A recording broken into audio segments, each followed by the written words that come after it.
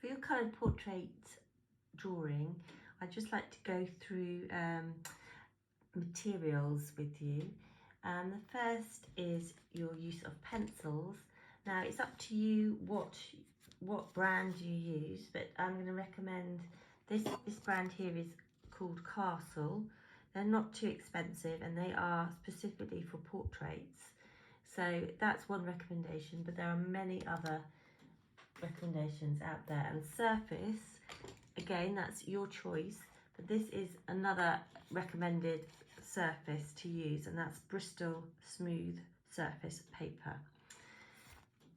So for this drawing, I'm going to use a slightly different image from the one which I gave you with your handout. So I'm going to be drawing this one so that I have a slightly different subject matter. And I'm going to be working on this smooth Bristol paper.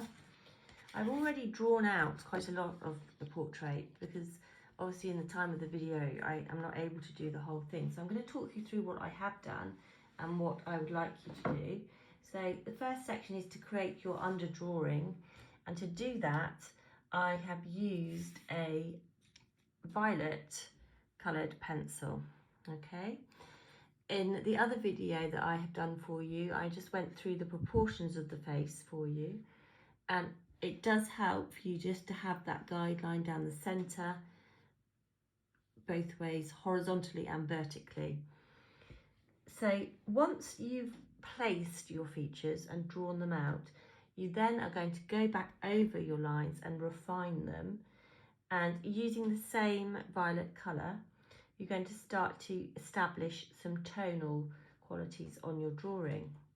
So to do that, you're going to be using very thin vertical, quite tight vertical lines hatching, going in a direction which describes your form of your head. So think about first, when you look at your image, where are the darkest areas? Where are the lightest areas? So on this portrait, it's very, very strong light on the right, strong shadow on the left. So it's quite clear to see. So when you start putting in these shadows, these darker areas, I'd like you to keep them quite pale at first, because you are going to be building them up gradually. So as I said, just using these vertical lines to show where you see the shadow and how far it comes across the face, and also across the features as well, so across the eyes. So this stage is really important. It means that you're establishing your tones and you're thinking about where they sit on the face. So very, very clear but not heavy lines, just to establish where the shadows are. Once you've done that, I'd like you to begin by working on the hair, and I want you to establish again your darkest and lightest colours. The first colour I would like you to use, because this again is someone with red hair, is your orange, your dark orange, and you're going to put it all over except for the lightest areas. I want you to leave those white, okay, so you don't touch those. And also you do not need to worry too much about the darkest areas, because you're going to be going back into those as well. So by putting down the orange first, think about again the direction of your strokes and your lines to show the quality of the hair. So give yourself time to look and think about the strands and the way they go in the directions. The other thing I'd like to point out about using coloured pencils is the effectiveness of layering them so that they become, as I said, quite light to start with, and then gradually working in over the top of your initial marks so that they gradually become darker and darker. When you do darken the hair, I want you to think about using a natural brown colour over the top of your orange, and just start to gradually bring that in, and you will see some of the orange underneath. I'm using burnt umber.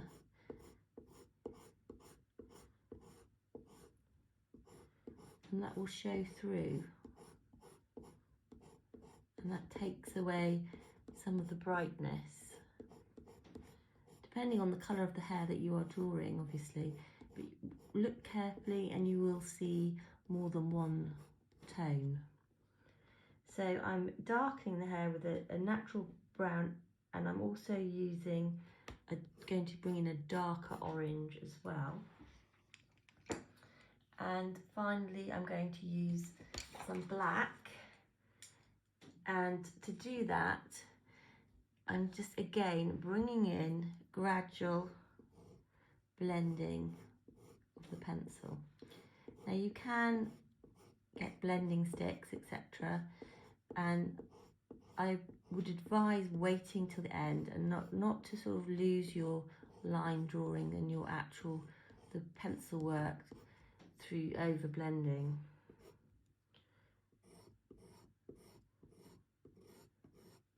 So you get to see that the other colours are showing through.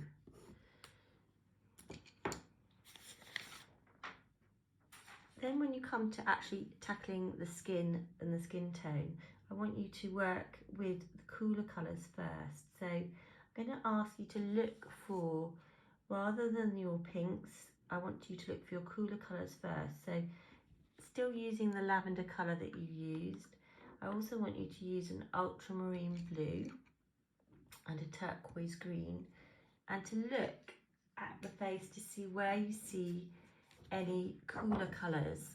Okay, so obviously you've got very light highlights in some areas, but in other areas, for instance beneath the eyes, you might have a lighter, paler shadow, but it is a cooler colour, so a cooler tone. So just look and see where you see those sort of cooler tones, and bring in your greens, your blues, and also a little bit of the violet as well. So just start to suggest those.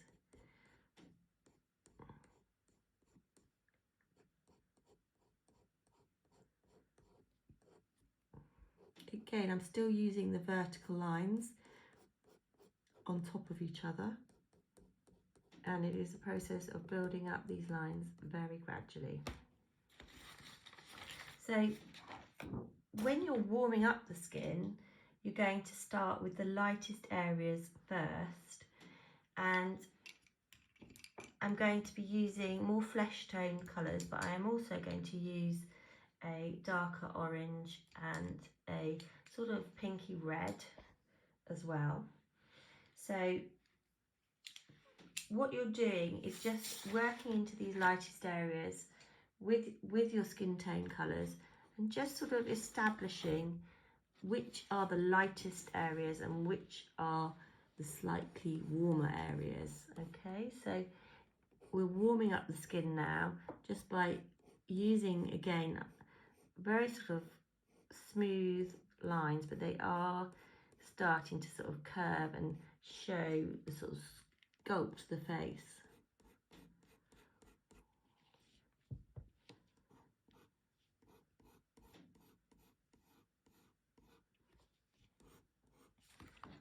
So again, around the eyes as well, that's where you have got stronger tones, warmer tones.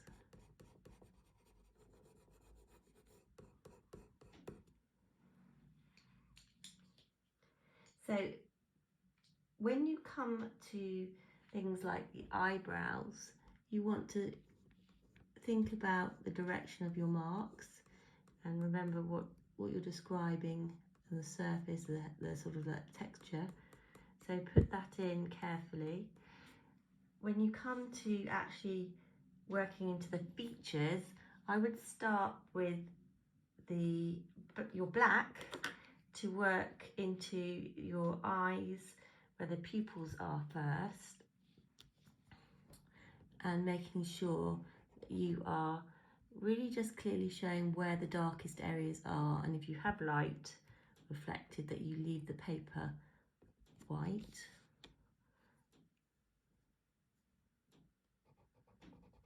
Because this side is in shadow, there is still a light area on it, so you're just going to be just leaving that area carefully.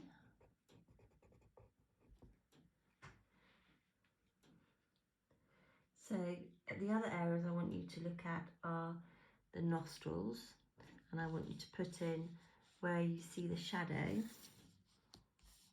So I'm going to bring in, using my black, the very darkest areas. And the other area is in between the mouth, the lips. So I want you to make sure you define that as well, quite early on. Then I'd like you to go back to your surface of your skin and start to layer your tones over and over, and so you create your darker tones. So I'm going to illustrate that, keeping going on this side here, which is my lighter side, and then on the darker side I'm going to bring in not only my sort of warm colours but also my cool colours.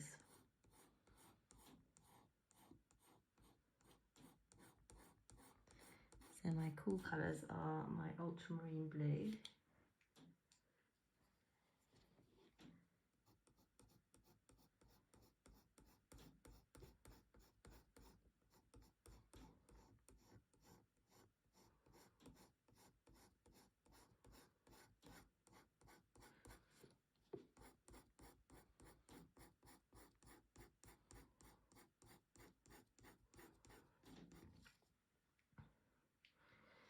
so whoever you are drawing, they obviously will have to have some form of either the background or clothing that they're wearing.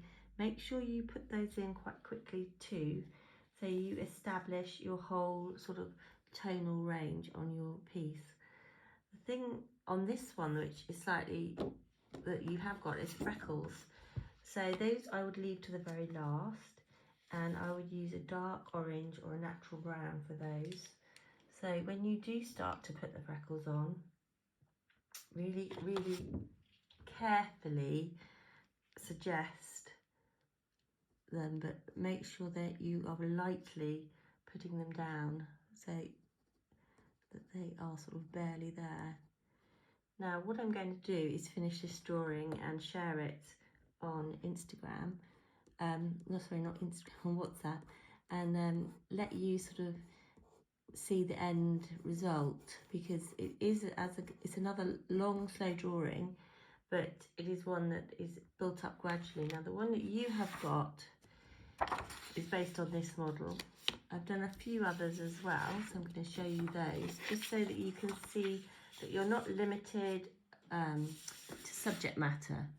You might also want to think about the different colour backgrounds that you could use. For instance, on this one it's got a blue background and it's sort of an older face, and on this one I have got much softer palette, again softer skin. So really think about what sort of age face you want to do. If you're doing a younger face, you have got different proportions to think about. So as I said, I'm going to continue with this drawing and share it with you on the WhatsApp. Thank you for watching.